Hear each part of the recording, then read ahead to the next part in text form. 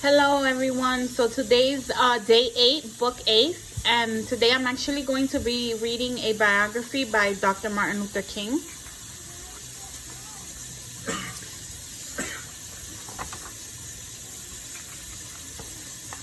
So the title is Martin's Big Words, The Life of Dr. Martin Luther King Jr. It's written by Doreen Rappaport and illustrated by Brian Collier.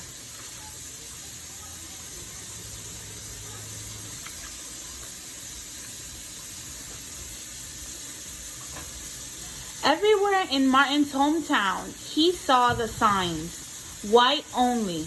His mother said these signs were in all southern cities and towns in the United States. Every time Martin read the words, he felt bad until he remembered what his mother told him. You are as good as anyone. In church, Martin sang hymns. He read from the Bible. He listened to his father preach. These words made him feel good. When I grow up, I'm going to get big words too.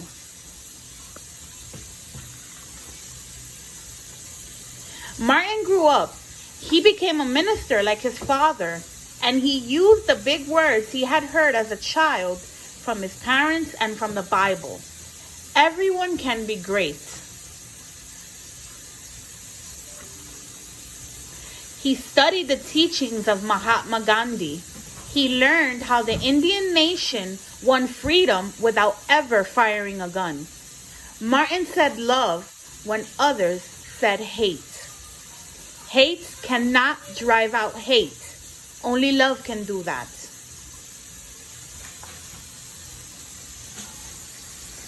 He said together when others said separate.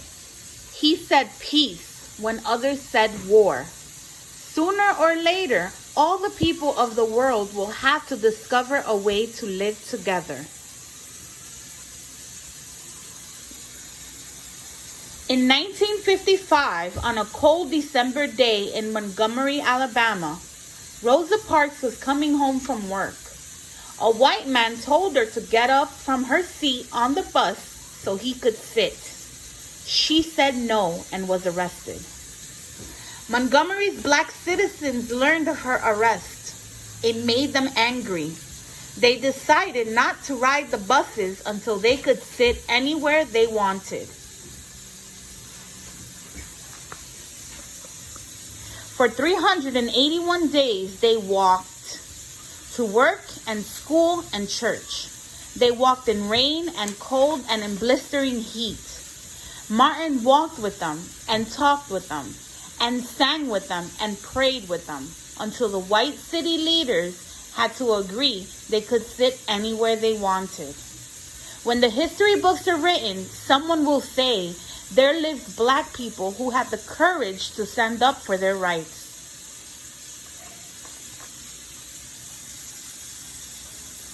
In the next 10 years, black Americans all over the South protested for equal rights.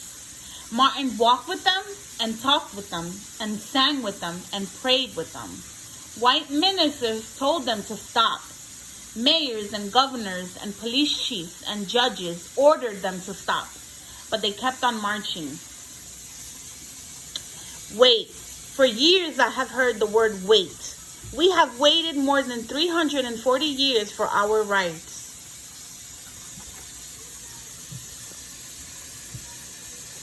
They were jailed and beaten and murdered.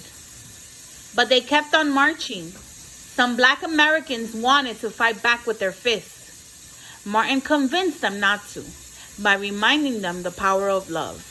Love is the key to the problems of the world. Many white Southerners hated and feared Martin's words. A few threatened to kill him and his family. His house was bombed. His brother's house was bombed, but he refused to stop. Remember, if I am stopped, this movement will not be stopped, because God is with this movement. The marches continued. More and more Americans listened to Martin's words. He shared his dreams and filled them with hope. I have a dream that one day in Alabama, little black boys and black girls will join hands with little white boys and white girls as sisters and brothers. After 10 years of protests, the lawmakers in Washington voted to end segregation. The white-only signs in the South came down. Dr. Martin Luther King Jr. cared about all Americans. He cared about people all over the world. And people all over the world admired him. In 1964, he won the Nobel Peace Prize. He won it because he taught others to fight with words, not fists.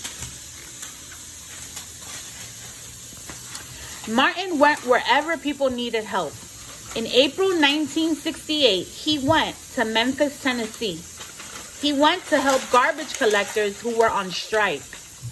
He walked with them and talked with them and sang with them and prayed with them.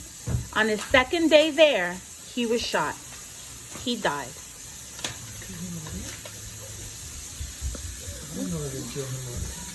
His big words are alive for us today.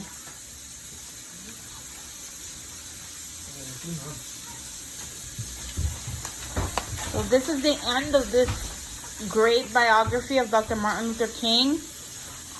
You guys can see in the back of the book there's some important dates.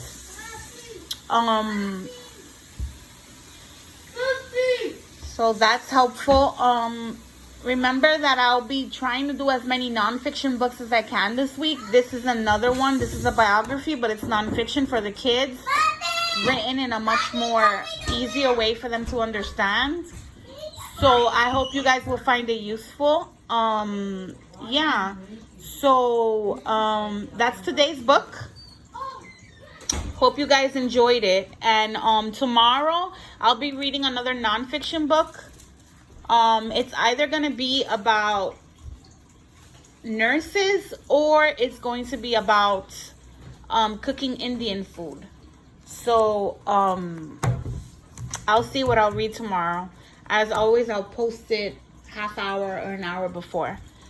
Thank you guys, and I'll see you guys tomorrow.